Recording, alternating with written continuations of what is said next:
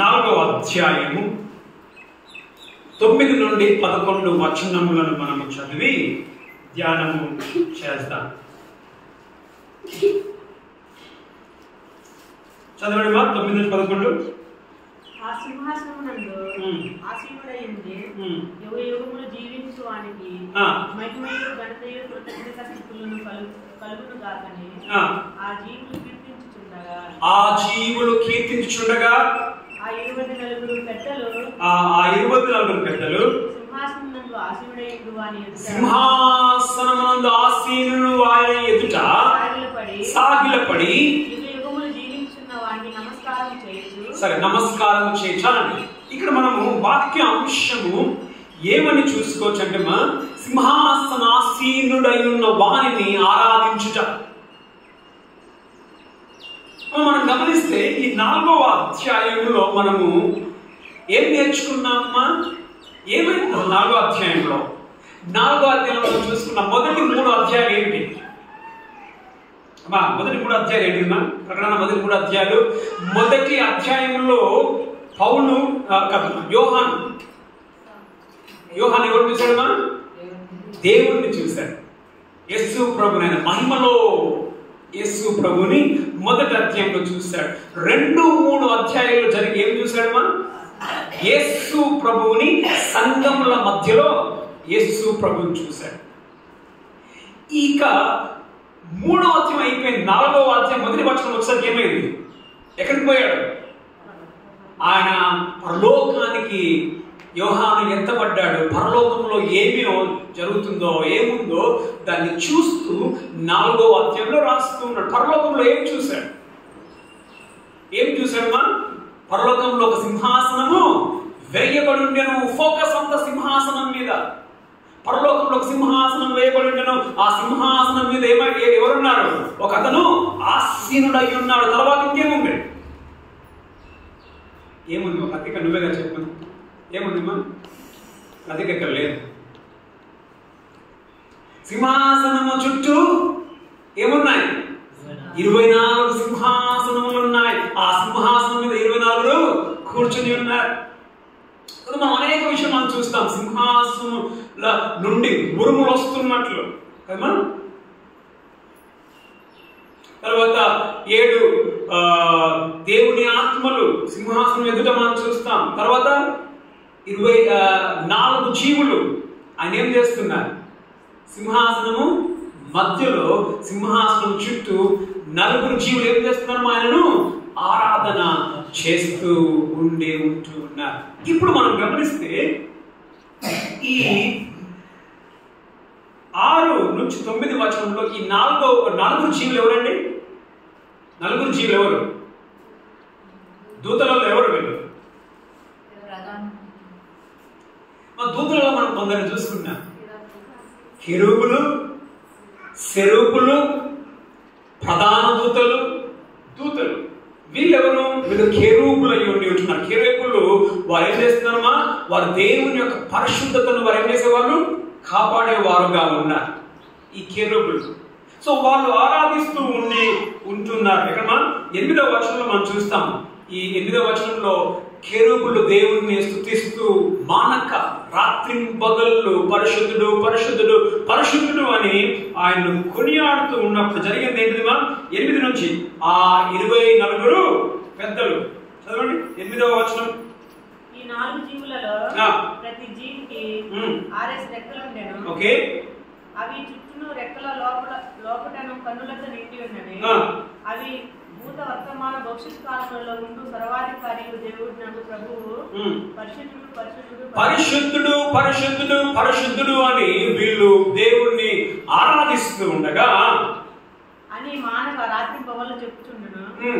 ఆ సింహాసనం నందు ఆసీనుడై ఉండి యుగయుగములు జీవించుచున్న వానికి మహిమయు ఘనతయు కృతజ్ఞత స్థుతులు కలుగును గాకని ఆ జీవులు కీర్తించుచుండగా ఆ జీవులు 4 జీవులు కీర్తించుచుండగా ఆ 24 పెద్దలు సింహాసనమునందు ఆసీనుడై ఉన్న వాని ఎదుట సాగిలపడి యుగయుగములు జీవించుచున్న వానికి నమస్కారం చేయుచు ప్రభువా మా దేవా నీవు సమస్తమును నీవు సృష్టించితివి బట్టి అవి ఉండెను దానిని బట్టి సృష్టింపబడిన కనుక ఓకే నీవే మహిమ ఘనత ప్రభావం పొంద అర్హుడవని చెప్పుచు.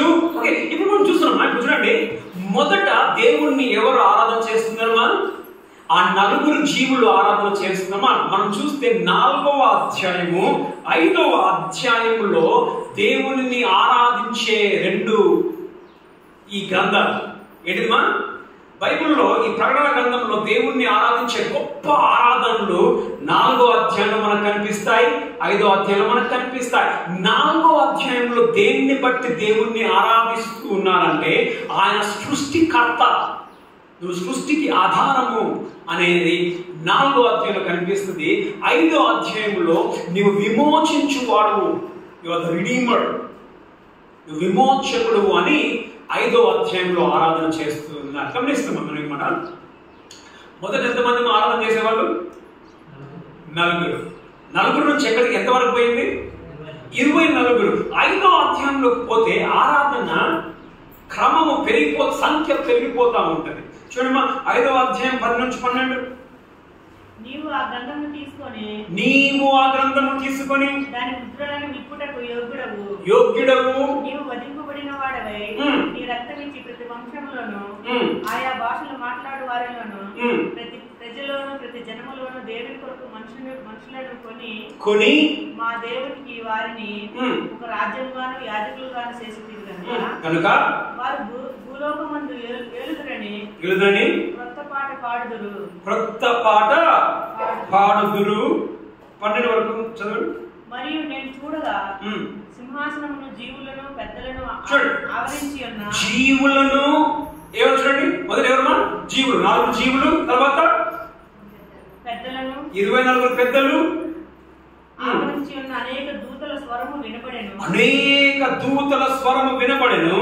వారి లెక్క కోట్ల కొలదిగా ఉండెను.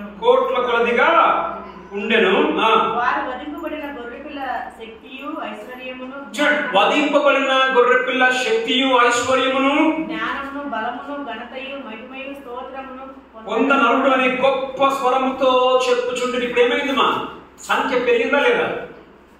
4 నుండి 24 నుండి గొప్ప దూతల సమూహము ఆయన స్తుతించి ఆరాధిస్తూ ఉంటున్నారు. తర్వాత మనం చూస్తే 13వ వచనంలో ఇంకా పెరిగిపోతుంది సంఖ్య. చదవండి 5:13. అంతట పరలోకమందున్న భూలోకమందును భూమి యందును భూమి కిందను సముద్రములో ఉన్న ప్రతి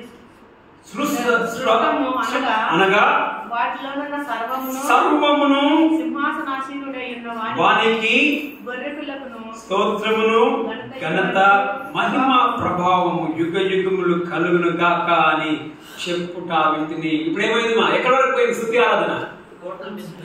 మొత్తం సృష్టి ప్రపంచం మొత్తం విశ్వానికే ఆ యొక్క ఏమైంది మా? మొత్తం యూనివర్స్ విశ్వమే ఆయన ఏం చేస్తుందా?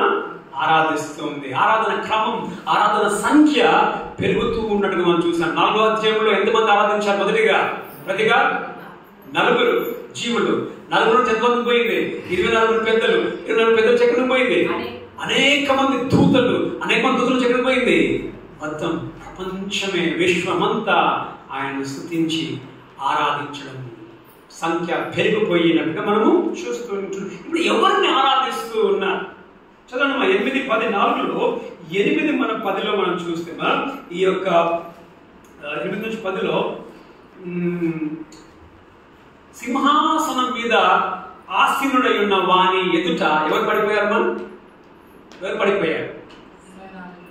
24 పెద్దలు. ఇప్పుడు 24 పెద్దలు మొదలు మనం గమనించండి. సింహాసనం వేయబడి ఉంది. సింహాసనం మీద ఒక అతను ఆసీనుడై ఉన్నాడు. తర్వాత సింహాసనం చుట్టూ 24 సింహాసనాలు ఉన్నాయి. సింహాసనం మీద వాళ్ళు కూర్చొని ఉన్నారు. దూతలు ఆరాధిస్తూ ఉన్నారు. ఇప్పుడు ఈ 24 ఏం చేశారమ్మా? వాళ్ళు లేచి నిలబడి ఎన్నో వచనమ్మా? 10వ వచనం చదవండి. పెద్దలు ఆసీనుడై ఉన్న వాని ఎదుట సాగిలపడి. చాలండి, వాని ఎదుట సాగిలపడి. ఇప్పుడు ఫోకస్ 4వ అధ్యాయంలో ఎక్కడ మర్చిపోయి ఫోకస్? సింహాసనం వైపు 24 పెద్దలు తిరిగారు. వీళ్ళు కూర్చున్నారు, కానీ కూర్చోవడంలో కదలని వ్యక్తి ఎవరమ్మా? కదలని వ్యక్తి ఎవరంటే యేసు ప్రభు మాత్రమే కదల. ఆయన కూర్చునే ఉన్నాడు. మిగతా కూర్చున్న వాళ్ళు లేచి నిలుచుని సాగిలపడ్డారు. ఎక్కడికి సాగిలపడ్డారమ్మా?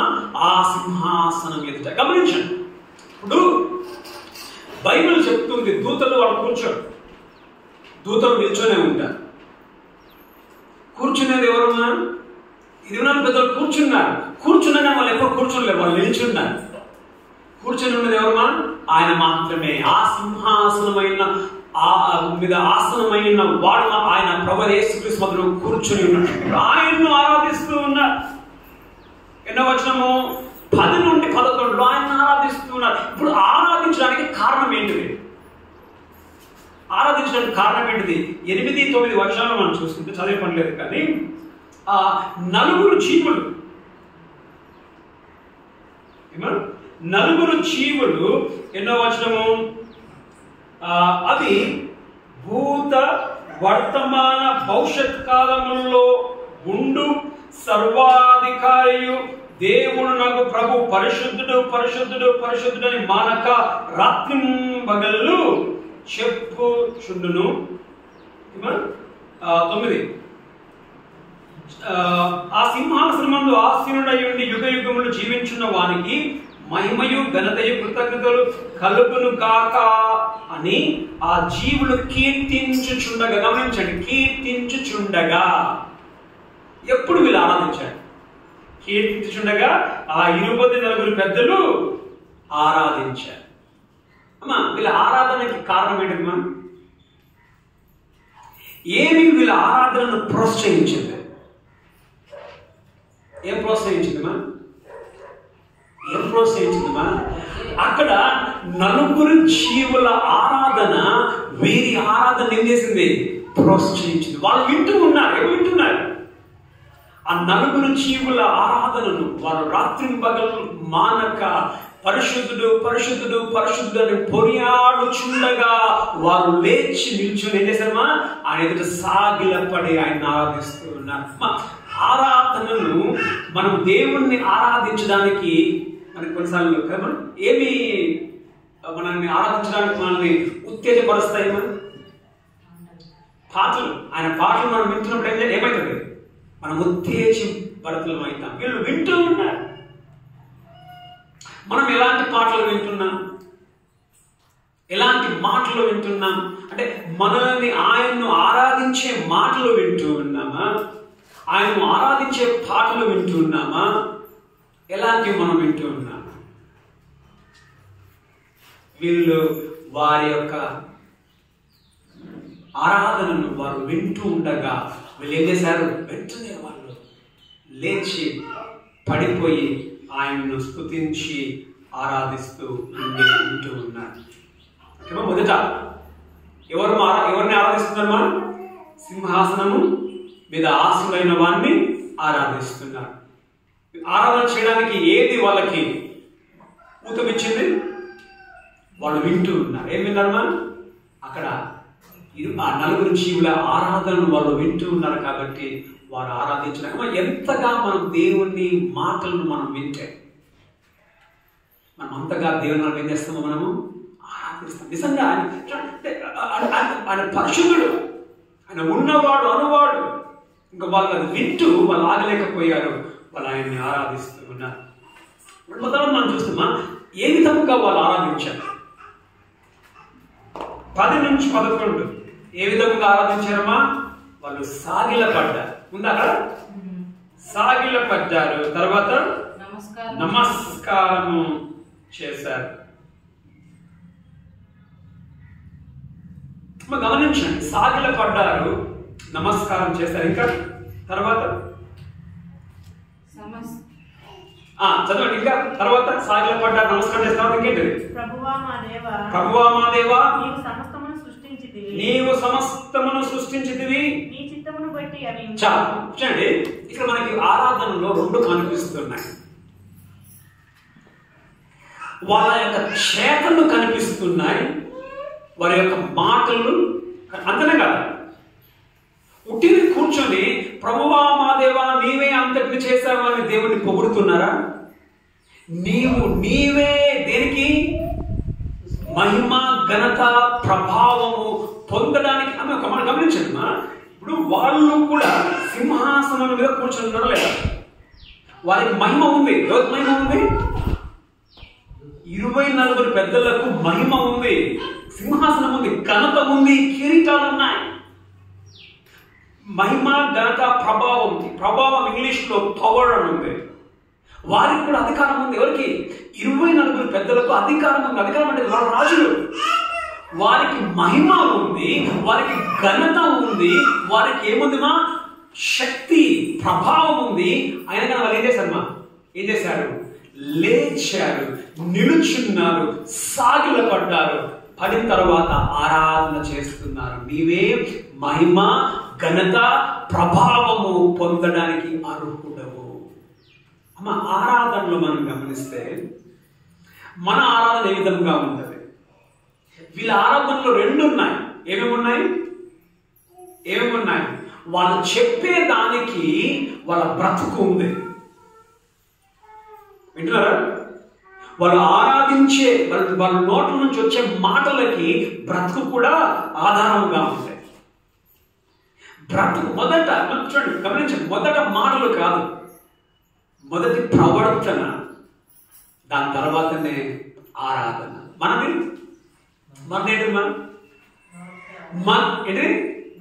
మొదట మనది ఆరాధన, ప్రవర్తన 0.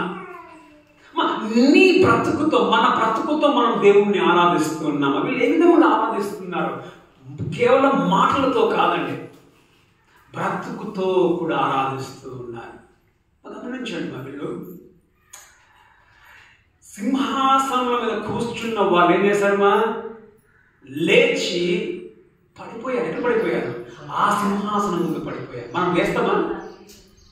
మనం లేస్తామా? మన గర్వాలు ఎక్కువ. కొంచెం కూర్చొస్తే చాలు, లేచేకి మనకు చాలా కాదు. మనకి నేను ఒక దగ్గరికి అఫ్కోర్స్ నేను ఉదాహరణ పోయినప్పుడు నేను అఫ్కోర్స్ ఒక పాపను చూశాను.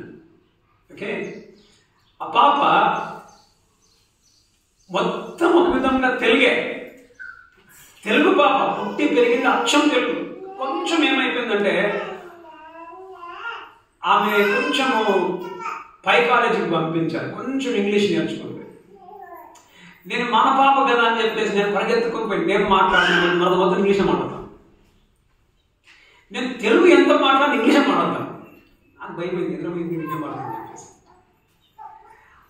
నాకే జాగ్రత్త పట్టుకుపోయినా. అయినా ఇంగ్లీషే. తర్వాత సరే వదిలేసిన. తర్వాత వాళ్ళ పాస్టర్తో మాట్లాడితే వాళ్ళ పాస్టర్ అంటున్నాడు, ఆమె నేను చెప్పి వాళ్ళ పాస్టర్ చెప్పిందంట. అమ్మ ఒక సాక్ష్యం చెప్పమ్మా చర్చిలో. వాళ్ళ పాస్టర్ ఫోన్ చేస్తే, హాస్టల్కి ఫోన్ చేస్తే పాస్టర్తో కూడా ఇంగ్లీష్లో మాట్లాడుతుందంట. పుట్టి పెరిగిన కూడా ఊరిలే.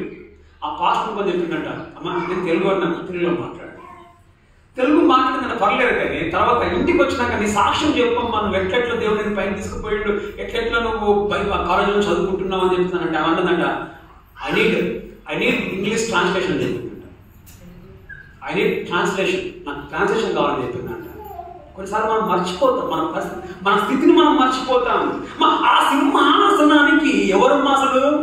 నువ్వు అర్హుడవు కాదు, నిన్ను కూర్చోబెట్టింది ఎవరు? సింహాసనంలో నిన్ను సింహాసనంలో కూర్చోబెట్టింది ఆయన. అనేక సార్లు ఎట్లా ఉంది తెలుసా? ఆ సింహాసనం మీద నేను కూర్చున్నాను, దీనికి కారణం ఆయన కాదు, దీనికి కారణం నేను అనుకుంటా. నా పనులను బట్టి నేను యేసు ప్రభువును నమ్ముకున్నాను. గర్వం. నీకు ఆస్తి అంతస్తులుంటే గర్వం. వీళ్ళు ఏంటంటే అంత ఘనత ఉంది, ప్రభావం ఉంది, శక్తి ఉంది, అయినా కానీ తగ్గింపుతో ఆ యొక్క ఎక్కడ పడిపోయారమ్మా? సింహాసనం ముందు సాష్టాంగంగా పడిపోయారు. ఆ తగ్గింపు మనకుందా? ఆ బ్రతుకు మనకుందా? ఆ ఆరాధన మనకుందా? అనేక నీ ఆరాధన ఎట్లా ఉంది? ఇక్కడ కూర్చుని ఇక్కడ నీ ఆరాధన ఏ విధంగా ఉంది? నీ బ్రతుకులో ఆరాధన ఉందా? లేకపోతే నీ మాటల్లో మాత్రమే ఆనందం ఉందా? ఒక మాట నిజంగా మనం గుడిని చేసుకొని ఎంతమంది చెప్పగలరు, అన్న నా బ్రతుకుతో ఆరాధన ఉంది, నా మాటలతో ఆరాధన ఉంది? ఎంతమంది చెప్పగలుగుతారు విధంగా? చెయ్యొద్దు,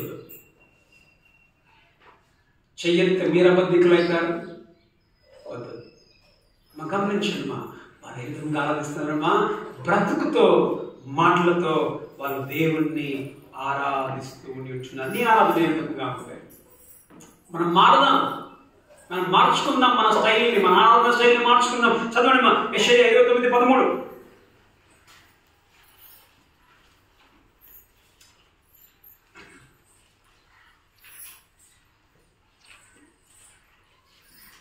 ప్రభువు ఇలాగ సెలవిచ్చి ఉన్నాడు, ఈ ప్రజలు నోటి మాటతో నా యొద్దకు వచ్చుచున్నారు. ఈ ప్రజలు నోటి మాటతో నా యొద్దకు వచ్చుచున్నారు, పెదవులతో నన్ను గణపరుచుచున్నారు గాని తన హృదయంలో నాకు దూరం చేసుకొని ఉన్నారు. ఎదురమా పెదవులతో నన్ను గణపరుస్తున్నారు కానీ హృదయంలో నాకు దగ్గరగా లేవు. మా ఆరాధన ఈ విధముగా ఉంది. వారి ఆరాధన బ్రతుకుతో ఉంది, వారి ఆరాధన పెదవులతో మాటలతో ఉంది. మొదటి కొరింథీ 14:15.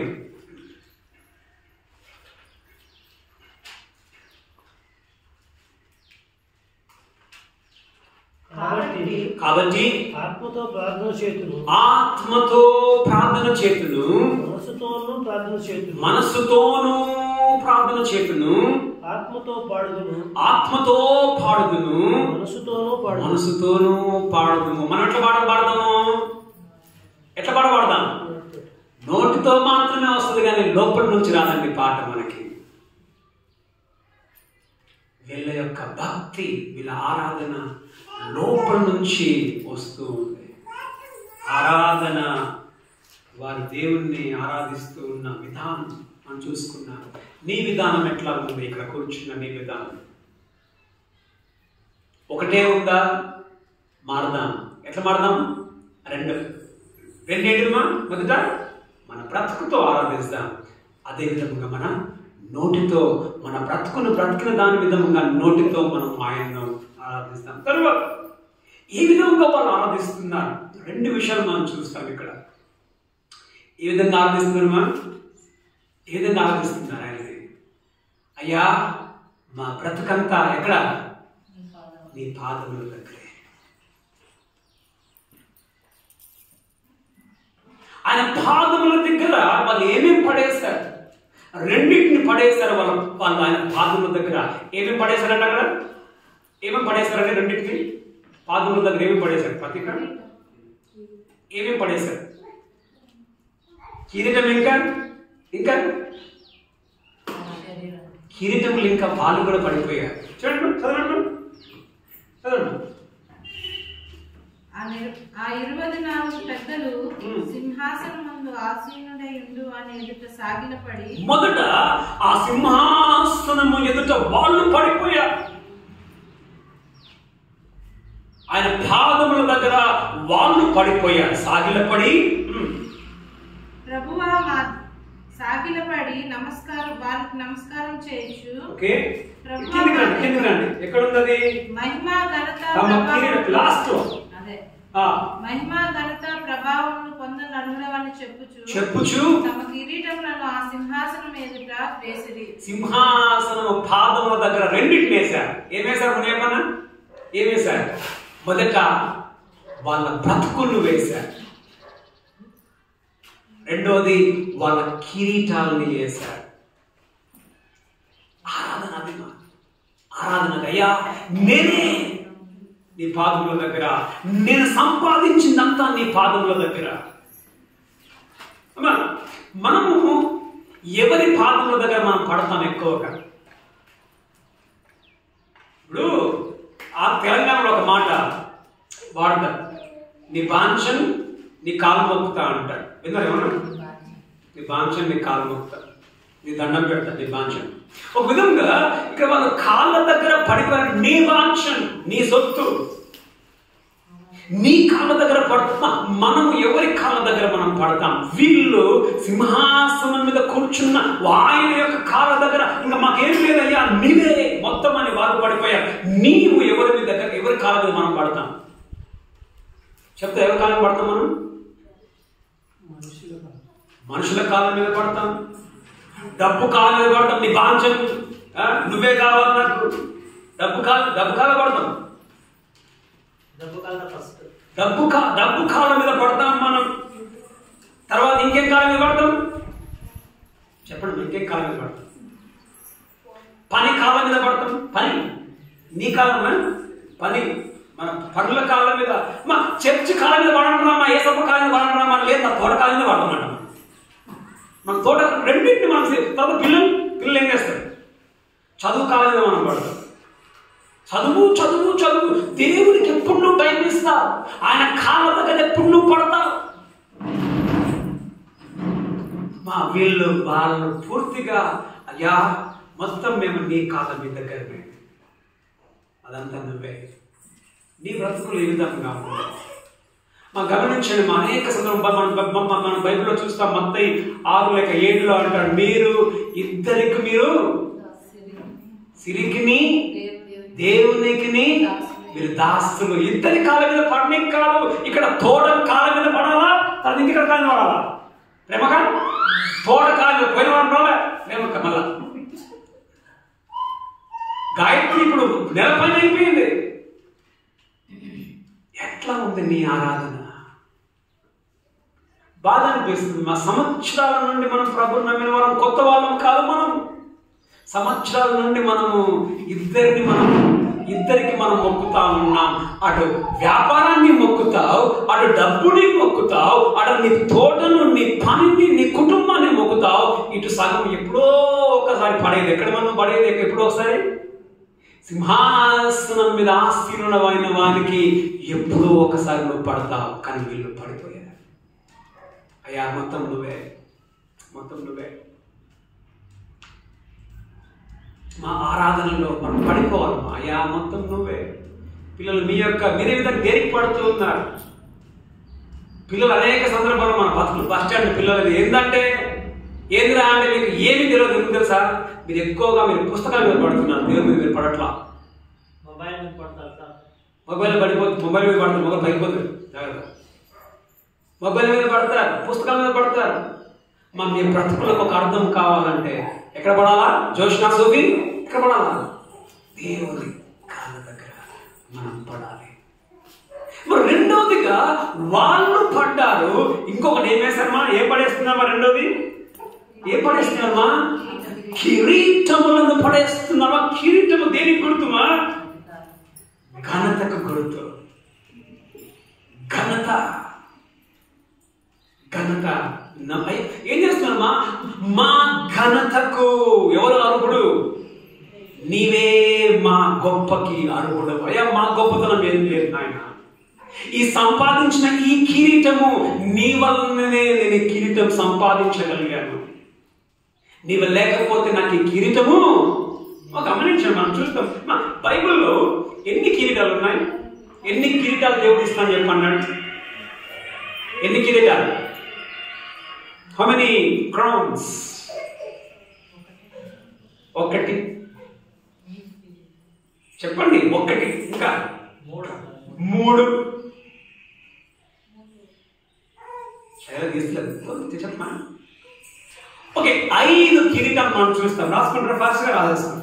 మొదట నీతి కిరీటం, రెండవ తీసే పని లేదు కానీ మొదట నీతి కిరీటం 2వ తిమోతి 4:8 మనం చూస్తాం.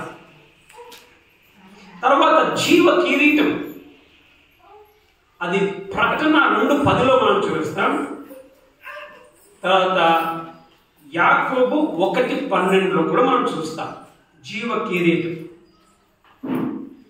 తర్వాత మొదటి దశలోనిక 2:19 అతిశయ కిరీటం. అతిశయ కిరీటం ఇది అతిశయ కిరీటం ఏం తెలుసా? ఇప్పుడు నువ్వు ఎవరైనా యేసుప్రభుని గురించి చెప్పి వారిని యేసుప్రభు తీసుకొస్తా కదా, పౌలు అంటాడు మీరే మా అతిశయ కిరీటం. ఆయన రాకట్లో మీకు మా కిరీటాలు మీరే, అతిశయ కిరీటం. తర్వాత 1 కొరింథీ 9:25 అక్షయ కిరీటము, తర్వాత 1 పేతురు 5:4 మహిమ కిరీటం. ఎన్ని కిరీటాలమ్మా? 5 కిరీటాలు. నీతి కిరీటం. నీతి కిరీటం అంటే ఏంటి తెలుసా? నీతి మనకు మన నీతికి ఎవరు ఆధారం? మన నీతికి ఎవరు ఆధారం? మన నీతికి ఆయన ఆధారం. అయ్యా, ఈ నీతి కిరీటానికి నీవే ఆధారము. ఈ కిరీటానికి అర్హుడు ఎవరు? నీవే. ఈ కిరీటానికి అర్హుడు. ఈ నిత్య జీవ కిరీటం. ఈ నిత్య జీవానికి మేము పాత్రలము కాదు, మేము పాత్రలమయ్యామంటే కారణం ఎవరమ్మా? నీవే. ఈ కిరీటం నీ కాళ్ళ దగ్గరనే. అతిశయ కిరీటం. కొన్ని సందర్భాలలో మనము కొన్ని సందర్భాలలో కొందరు చెప్పుకుంటారు, నేను తీసుకొచ్చిన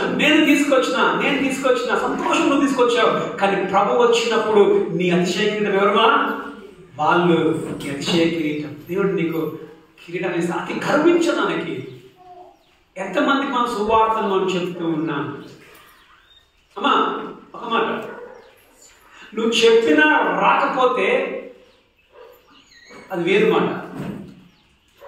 ఎట్లా దేవుడు నీకు బహుమానం ఇస్తాడు? చెప్పినావు, వాళ్ళు రాకపోతే ఎవరు తప్పు? నువ్వు చెప్పావు, అయిపోయింది. కానీ చెప్పకుండా ఉంటావు కదా, అది తప్పు. నువ్వు చెప్పాలి, సువార్తను నువ్వు చెప్పాలి.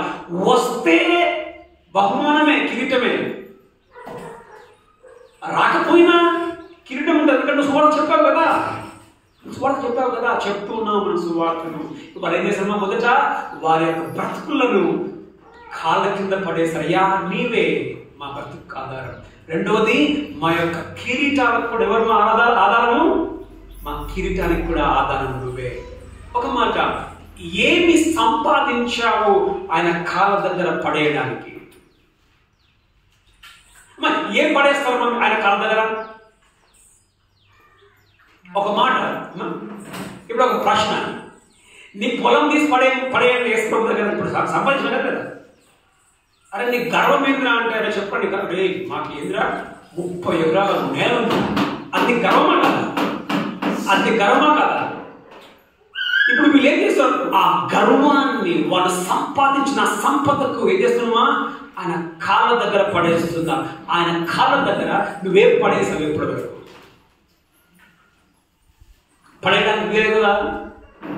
నీ జ్ఞానము, నీ తెలివి, నీ ఆస్తి అంతస్తులు, నీ సంపద మనం చూస్తాం. తీసే పని లేదు. కానీ అపోస్తుల కార్యంలో 4:37-35 ఏమైంది? సంఘం పెరుగుతా ఉన్నప్పుడు ఏమైంది? ఆస్తులను తీసుకొచ్చి ఎక్కడేశారు? అపోస్తుల పాదముల దగ్గర ఏం పెట్టారు? ఆస్తులను తీసుకొచ్చి పెట్టారు. ఇక్కడ వాళ్ళు ఏం చేస్తున్నారు? వాళ్ళ కిరీటములు యేసు ప్రభు పాదముల దగ్గర పెడుతూ ఉన్నారు. మా ఘనత, మా మహిమ. అమ్మా, చివరికి నువ్వు ఏమి చేశావో యేసు ప్రభు కొరకు అది ఎక్కడ పెట్టాలమ్మా? మనం ఎక్కడ పెట్టాలా? అయ్యా, నేను నీ కొరకు ఇది సంపాదించాను నాయన, ఇది నీ పాదముల దగ్గర పెడుతూ ఉన్నాను. మరి ఏం చేశావు నువ్వు ఆయన పాదం దగ్గర పెట్టడానికి? నువ్వు చెప్పగలవు, అయ్యా నా బ్రతుకుని నీ పాదముల దగ్గర పెడుతూ ఉన్నాను. అయ్యా, నేను సంపాదించిన దీన్ని నీ పాదముల దగ్గర పెడుతున్నాను. ఇది గొప్ప, నీ పాదముల దగ్గర పెడుతున్నాను. ఇది మా ఆరాధన, ఇది ఆరాధన. సమస్తం ఎక్కడికి పోవాలండి? సమస్తం ఎక్కడికి పోవాలా?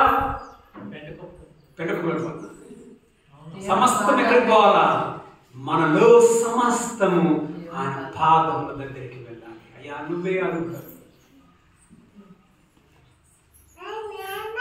సో మొదట మనం ఏం చూసుకున్నాం?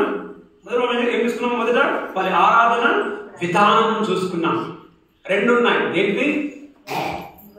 బ్రతుకు ఉంది, అదే మాటల నుంచి ఆరాధన వచ్చింది. రెండోది, ఏ విధంగా ఆరాధన చేశారు వాళ్ళు? ఆయన ముందు పడిపోయారు. వారికి ఉన్నదాన్ని కూడా ఆయన పాదముల దగ్గర పెట్టారు. ఆయన ఉన్నది కూడా పాదముల దగ్గర పెట్టారు. వాళ్ళ కిరీటములను ఆయన పాదముల దగ్గర పెట్టారు. కారణం ఏంటిది? కిరీటంకి నాది అర్హత కాదు, నువ్వు ఇచ్చినది మాత్రమే నీ దగ్గర పెడుతూ ఉన్నాను. నీవే అర్హుడవు ఆ కిరీటానికి.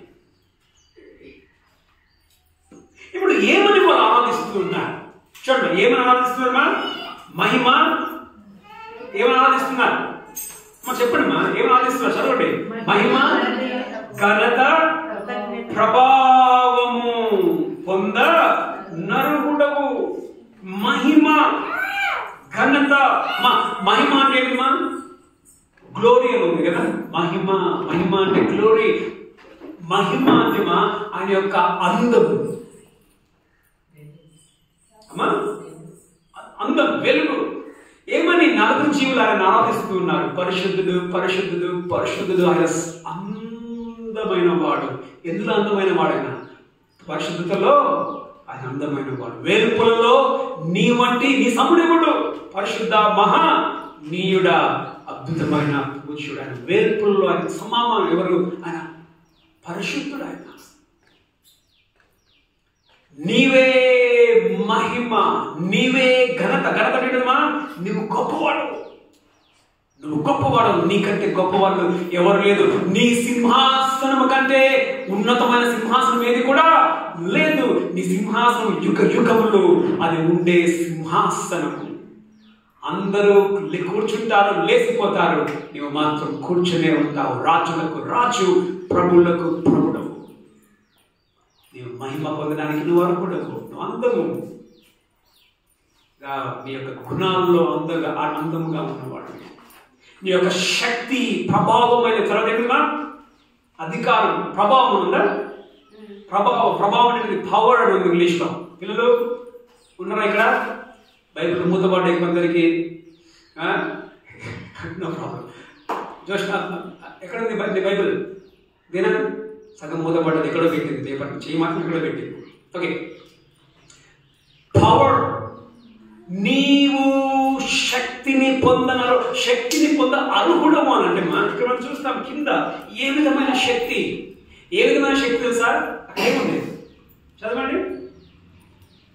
నీవు సమస్తమును సృష్టించే శక్తి. గమనించండి, శక్తి ఏమిటి అని అంటే ఆయన సృష్టిలో ఆయన శక్తిని మనం చూస్తాం. ముఖ్యంగా ప్రకటనలో మనం ఏ శక్తిని చూస్తాం తెలుసా అండి? ప్రకటనలో మనము ఆయన యొక్క తీర్పు శక్తిని చూస్తాం. హిస్ జడ్జ్మెంట్, ఆయన తీర్పును చూస్తాం. అంటే ఆయన తీర్పు తీర్చినప్పుడు ఎవడు కూడా దేశానికి కాదు. ఇప్పుడు కొందరు చూసుకుని ఉన్నారు కదా, మేమే తాతల మంది, మేమే ముదురుల మందులు కొందరు ఉన్నారు. ఇప్పుడు ఆ రోజు బైబిల్ మనం చూస్తాం. ఆ రోజు గర్విష్ఠులైన ప్రతి ఒక్కడు వత్తపడతాడట. గర్విష్ఠులైన ప్రతి ఒక్కడు వత్తపడతాడు. దేనికి? దేంట్లో ఆయన శక్తి ఉందంట. మనం సృష్టించడంలో మాత్రమే శక్తి లేదు, ఆయన తీర్పు తీర్చడంలో కూడా శక్తిని కలిగిన వాడు. ప్రకటన అంతా దేని గురించి? ప్రకటన చాలా మంది దేని గురించి? భూలోకం మీదకి రాబోయే తీర్పును, శ్రమల గురించి. కాబట్టి నీవు శ్రమలు కానీ తీర్పుని, భూమికి తీర్పు తీర్చడానికి నువ్వు శక్తిని కలిగిన వాడు. తర్వాత చివరిగా మనము రెండు విషయాలు చూసి ముగించుకుందామా. సో ఏమని ఆరాధించారమ్మా? మూడు విషయాలు చెప్పి ఆరాధించారు. ఏమని ఆరాధించారు? మొదటి ఏమని ఆరాధించారు? నీవు మహిమ పొందడానికి అర్హుడవు. నువ్వు అందంగా, అన్నిట్లో అందంగా ఉన్నవాడు. తర్వాత ఘనత, నీకంటే గొప్పవాడెవడు లేడు. మూడవది ప్రభావం. ప్రభావం అంటే నీకంటే శక్తివంతుడు ఇంకెవరు లేరు అంటూ ఆయన్ని. ఇప్పుడు ఇప్పుడు సింహాసనంలో ఉన్న వీళ్ళకి కూడా మూడు ఉన్నాయి కదా. ఏమున్నాయి సింహాసనం ఉన్న వీళ్ళకి? మహిమ ఉంది. మహిమ అంటే ఏంటిదో విధంగా సింహాసనం ఉంది. ఘనత, వారి కిరీటాలు ఉన్నాయి. శక్తి, వాడు రాజులు. అయినప్పటికీ వారు ఏమంటున్నారు? అయ్యా నీవే వాటికి అర్హుడు, నీవే వాటికి అర్హుడు. చివరిగా ఎందుకు, ఇంకా కారణం ఏమిటిది వాళ్ళు ఆరాధించడానికి? ఇంకొకటి మనం చేసి ముగించు. 11 చదవండి. కారణం ఏమిటి చదవండి. నలుగురు పెద్దలు 11 సాగిలపడి యుగ యుగములు జీవించుచున్న వానికి మొదటి కారణము ఎందుకు ఆయనను ఆరాధిస్తూ ఉన్నారంటమా, ఆయన నిత్యము ఉండేవాడు. ఆయన ఎవరు అడుగుతారు? మోషే అడుగుతాడు, నీ పేరేంటి? నీ పేరు ఏం చెప్పాడు యేసుప్రభు? దేవుడు ఏమన్నాడు? నేనున్నవాడును అనువాడును అంటే ఏంటిది? అప్పుడు ఉన్నాను, ఇప్పుడు ఉంటాను, రేపు కూడా ఉంటాడు. దీని గురించి బాగా చెప్పాడు. దీని గురించి ఎవరంటే గంటల ప్రకాష్ గంటల చక్కని మాటలు చెప్పాడు దీని గురించి. ఏది మోషేతో దేవుడు చెప్పాడు కదా, ఉన్నవాడును నేనే అర్థమైందంటే ఉన్నవాడును, ఉంటాను, ఇప్పుడు ఉన్నాను, తర్వాత ఉంటానంటే ప్రకాష్ గంటలు ఏమన్నంటే నీవు లేని టైం ఉంది. ఎవరు? ఫరో. నువ్వు లేని టైం ఉంది, నువ్వు చచ్చిపోతావు, కానీ నేను ఎప్పటికీ ఉంటాను. అంతనే కదా, అది అర్థం. ఇప్పుడు ఫరోతో నేనే అంటే ఇప్పుడు చెప్పాడు, ఆ ఫరో ఉన్న ఎప్పటికీ ఫరో పోయాడు, కానీ ఈయన ఉన్నాడు. అది ఎప్పటికీ నీవు యుగ యుగములు ఉండువాడవు, అందుకు నీవు ఆరాధనకు యోగ్యుడు. చదవండి, ఉండువాడు. ప్రభువా మా దేవా, నీవు సమస్తమును సృష్టించు. రెండవది, ఆయన సృష్టికి ఆధారభూతుడు. మొదలైనదిమా ఆయన ఎప్పటికీ ఉండువాడు. రెండవది, నువ్వు సృష్టికర్తవే, సృష్టికి ఆధారభూతుడు. ఆదికాండం 1:1 ఆది దేవుడు భూమి ఆకాశములను సృష్టించును, సృష్టికర్తవు. తర్వాత మనం చూస్తాం, తీసుకోలేదు కానీ యోహాను 1:2-3 ఆయన లేకుండా ఏది కలగలేదు, కలిగినంతయు ఆయన మూలకముగా. అంత సృష్టిలో అంత మొదట ఆయన యుగ యుగములు ఉండువాడు. రెండవది, ఆయన సృష్టికర్త. నువ్వు సుప్రీం, నీవే. చదవండి, నీ చిత్తమును బట్టి అవి ఉండెను. రెండోది ఏంటి తెలుసా? గమనించండి, ఎందుకు నువ్వు ఇక్కడ కూర్చొని ఉన్నావు? ఎందుకు నువ్వు ఉనికిలోనికి వచ్చావు? ఎందుకు నువ్వు ప్రాణంతో ఉన్నావు? ఎందుకు నువ్వు పుట్టావు ఇక్కడ? ఆయన అనుకున్నాడు కాబట్టి నువ్వు పుట్టావు. మనం అనేక సార్లు అనుకుంటాం, ఏం తెలుసా, ఎందుకు పుట్టాను నేను అనుకున్నాం అనుకోమా. చూస్తున్నా ఇక్కడ అంటే గజంతో ఆడుకుంటారు, ఫోన్ చూస్తా ఉన్నారు. పద్మక ఉన్నావా ఇక్కడ? ఫోన్ చూస్తా ఉన్నారు. వినండి, నీ చిత్తమును బట్టి ఏదదా? నీ చిత్తమును బట్టి సృష్టింపబడను. నీ చిత్తమును బట్టమా, నీవు అనుకోకుండా నువ్వు పుట్ల. ఆయన అనుకున్నాడు కాబట్టి నువ్వు ఇక్కడ కూర్చొని ఉన్నావు. ఆయన అనుకున్నాడు కాబట్టి నువ్వు భూమి మీదకి వచ్చావు. ఎంత భాగ్యము! ఎంత అనుకుంటాం, కర్మగాలి పుట్టిందేమో. లేదు, కర్మకాలి కాదు, ఆయన ఇష్టపడ్డాడు కాబట్టి, ఆయన చిత్తము కొరకు ఆయన అనుకున్నాడు కాబట్టి మనము ఉన్నాము. ఆయన అనుకున్నాడు కాబట్టి మేమే ఉన్నాం. అందుకే నీవు ఆరాధనకు నువ్వు యోగ్యుడు. చదవమ్మా, కీర్తనలు 19:1.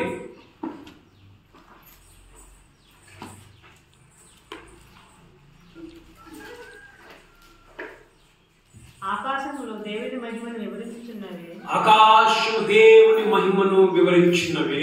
అంతరిక్షం ఆయన చేతి పనిని ప్రచురపరచుచున్నది. ఓకేమా, ఆయన మహిమ నువ్వు చూపిస్తా ఉన్నాయి. తర్వాత యెషయా 43:7. యెషయా 43:7. Turn your Bibles. Jason Bible తెప్పు. నా మహిమ నిమిత్తము నేను సృజించిన వారిని. నేను చూడమ్మా, అమ్మా ఎందుకు మనం చేశాడు ఇక్కడ అంటున్నాడు, నీ చిత్తమును బట్టి. అవి ప్రకటన 4 ఏమంటున్నాడు? నీ చిత్తమును బట్టి అవి ఉంటాను. అక్కడ ఏమంటున్నాడు?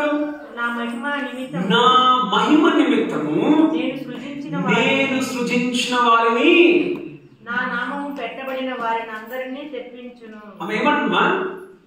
ఎందుకు మనం దేవుడు కళ చేశాడు? చూసిన ఎందుకు సోఫీ, ఎందుకు దేవుడిని కళ చేశాడు? అక్కడేముంది? ఆయన మహిమ కొరకు దేవుడు నిన్ను చేశాడు. ఆయన ఇష్టము కొరకు నిన్ను చేశాడు. For his pleasure. ఆయన చిత్తమును బట్టి మనం సృజింపబడ్డాము.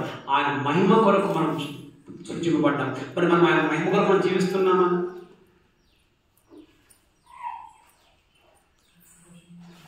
మూడు విషయాలు మా వినండి.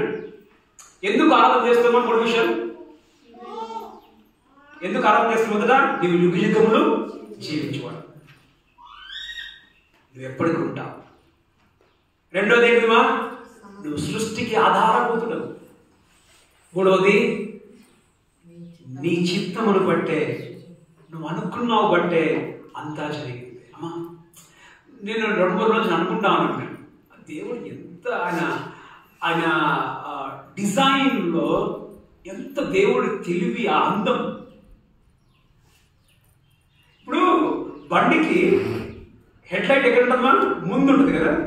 ఏమో అనుకుంటా ఉన్నా, దేవుడు కళ్ళు ఎందుకు ఇక్కడ పెట్టలే, కళ్ళు ఎందుకు ఇక్కడ పెట్టలే, ఇక్కడ పెట్టలే. ఎంత సూపర్ ముఖంలో ఇక్కడే కళ్ళు పెట్టాడు. ఎంత ఆయన అనుకున్నాడు, ఆయన ఇష్టం, ఆ ఇష్టంలో కూడా ఎంత సూపర్ కదా. ఆయన ఇష్టాన్ని బట్టి నువ్వు కూర్చొని, ఆయన ఇష్టాన్ని బట్టి నువ్వు భూలోకంలోనికి వచ్చావు. ఆయన ఇష్టము కొరకు నువ్వు సృష్టింపబడ్డావు. ఆయన మహిమతో మనం బ్రతుకుతూ ఉన్నామా? చివరిగా ఇప్పుడు ఎప్పుడు మనం ఆయన ఆరాధిస్తాం? పరలోకంలో మనం ఏం చేస్తాం? చదవండి, అదొక చెప్పి ముగిస్తాం. ఎప్పుడు మనము ఏ టైంలో మనం ఆరాధన చేస్తాం?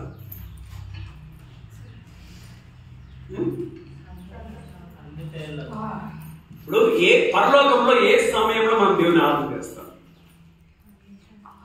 అన్ని సమయంలో ఒక ఆన్సర్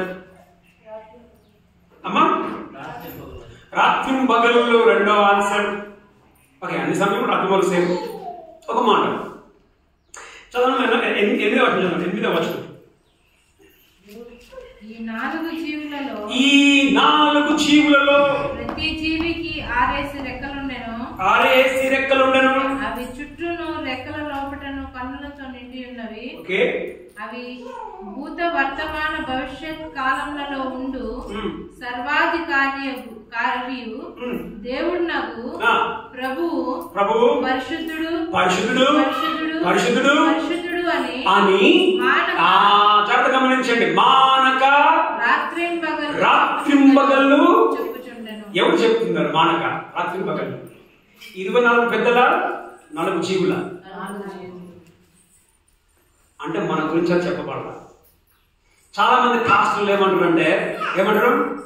పరలోకంలో ఏం చేయాలా? ఏం చేయాలి? కుర్చీ మీద కూర్చోవాలి, లేపాలి, పడాలి, కీటలు పడేయాలి, మళ్ళా కూర్చోవాలి, లేపాలి, పడాలి, పడే. ఇదేనా? అయితే మనకి అట్లా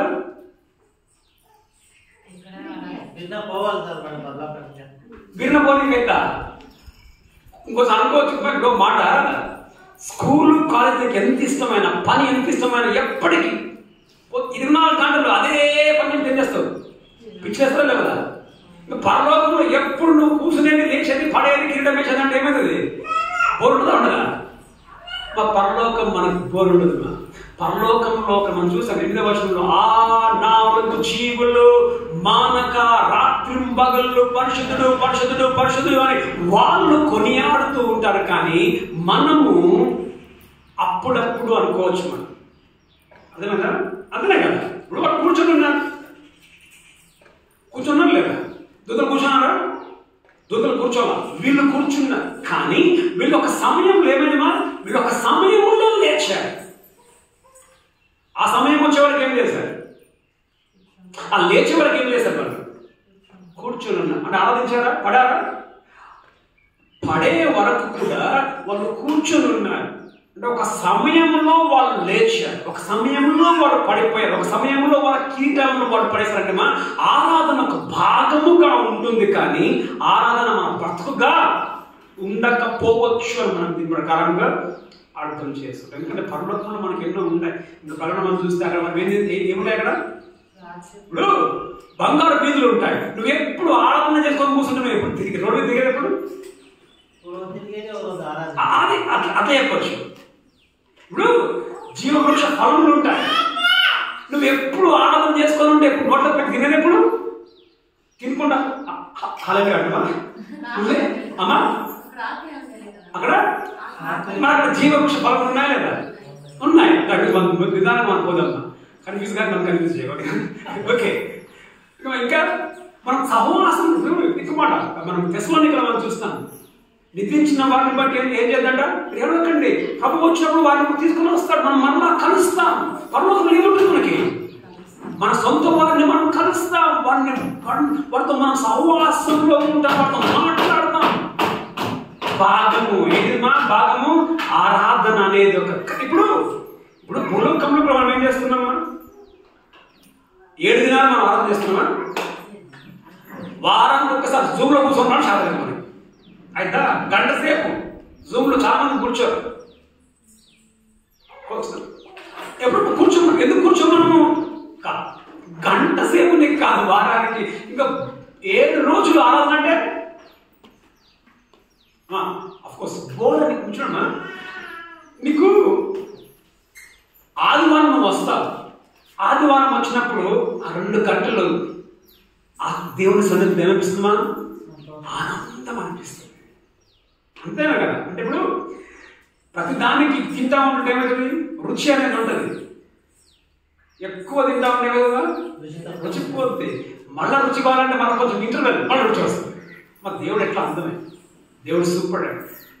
కానీ ఆయన ఆరాధించే క్రమంలో మనం చూస్తే ఆ 4 జీవులు మానక రాత్రి పగళ్ళు వాళ్ళు ఆరాధిస్తారు, కానీ మనము రాత్రి పగళ్ళు ఆరాధిస్తామని బైబిల్లో నాకైతే లేదు. ఇది కరెక్ట్ కదా? సరే, అంతేనా? లేదన్నా అదే లేదు, అది కాదు. సో మనము ఈ విధంగా మనం దేవుని వాక్యం మనం విన్నాం. నీ ఆరాధన ఏ విధంగా ఉంది? మనం ఆరాధన ఒకవేళ నోటితో మాత్రమే ఉంటే ఈ రోజు మనం ఏం చెప్తాం? అయ్యా నా బ్రతుకుతో నిన్ను ఆరాధిస్తా, నా నోటితో నిన్ను ఆరాధిస్తా. రెండోది ఏంటిది? అయ్యా నా బ్రతుకంతా నీ పాదముల దగ్గరే, నా సంపాదన అంతా నీ పాదముల దగ్గర వేస్తున్నా, నేను గెలుచుకున్నవన్నీ కూడా నీ పాదముల దగ్గరనే నేను వేస్తున్నాను, నా కిరీటం నీ పాదముల దగ్గరనే వేస్తున్నాను. అయ్యా నీవే మహిమ, నీవే ఘనత, నీవే ప్రభావము పొందడానికి అర్హుడవు. ఎందుకంటే నీవు సృష్టికర్తవు, నీవు యుగ యుగములున్న వాడవు.